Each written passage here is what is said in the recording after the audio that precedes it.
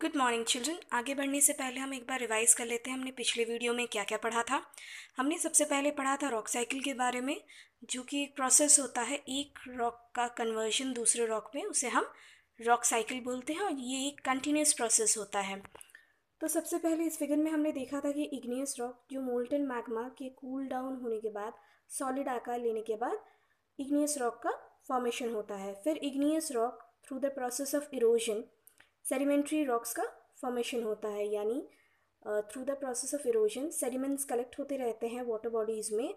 Years after years वो sediments collect होने के बाद एक सॉलिड फॉर्म लेते हैं जिसे हम सेडिमेंट्री रॉक्स बोलते हैं।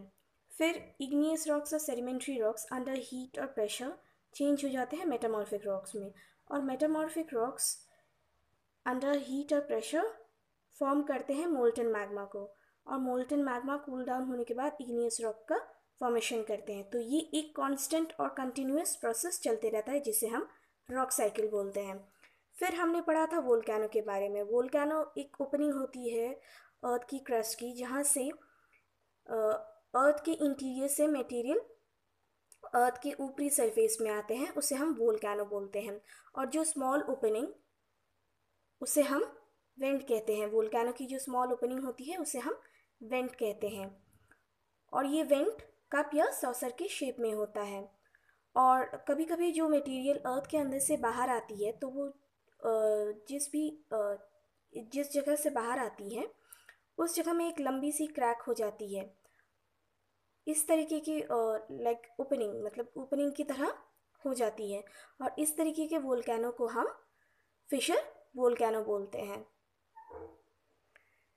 फिर हमने पढ़ा था कि जो भी सॉलिड मटेरियल्स वोल्केनिक एक्टिविटी के द्वारा बाहर आती है वो एज अ पाउडर या फिर एशेस के फॉर्म में होती है, या फिर स्मॉल पेबल्स, पेबल्स का भी मतलब होता है पत्थर, या फिर लार्ज पत्थरों के तौर पे बाहर आती हैं।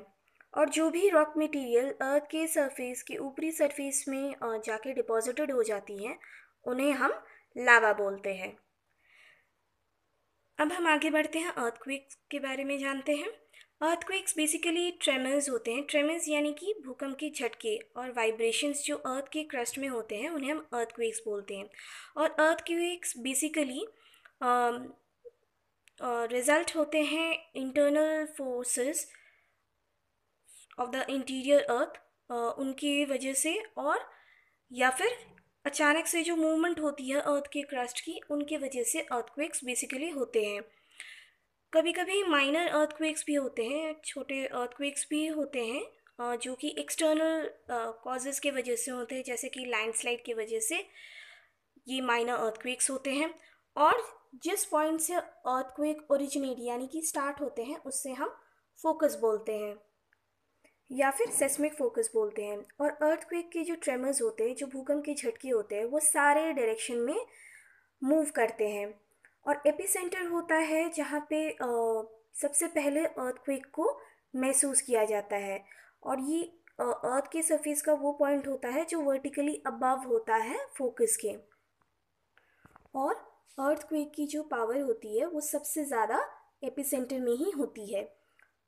पर जो अर्थक्वेक के जो इफ़ेक्ट होते हैं, जो लार्जर एरिया में जो महसूस किया जाता है, तो वहाँ पे अर्थक्वेक की पावर यानी कि अर्थक्वेक के भूकंप के झटके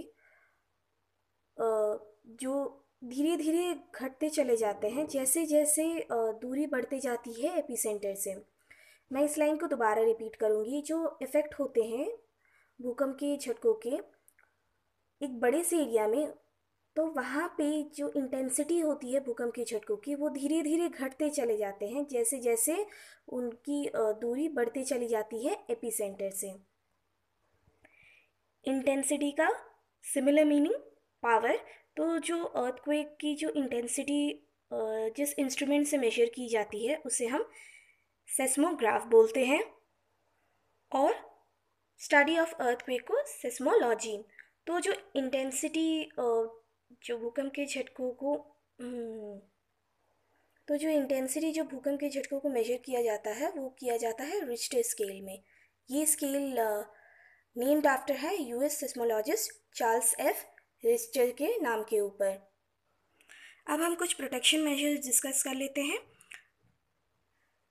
जैसे कि बिल्डिंग्स सारे स्ट्रॉन्ग पिलर्स पे बने हुए होने चाहिए, जिससे हमें प्रिकॉशन मिल सके अर्थक्वेक से, और बिल्डिंग्स रेक्टेंगुलर प्लान के ऊपर बेस करके बनाया हुआ होना चाहिए। और जो भी रीजन अर्थक्वेक से प्रोन हो, यानी वहाँ पे अर्थक्वेक होने के चांसेस ज़्यादा हो, वहाँ पे हाउसेस वुडन या फिर वुड से बने हुए होने चाहिए। तो this is the end of our chapter.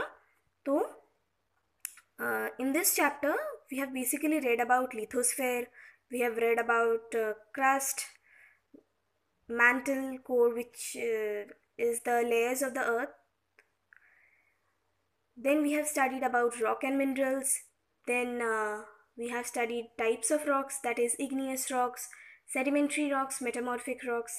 Then we have studied about rock cycle, and then coming to the volcanoes, and then the final part, that was earthquake and its precautions. So I would request each one of you to please go through each of the topics very nicely and try to understand whatever I have taught you. Thank you.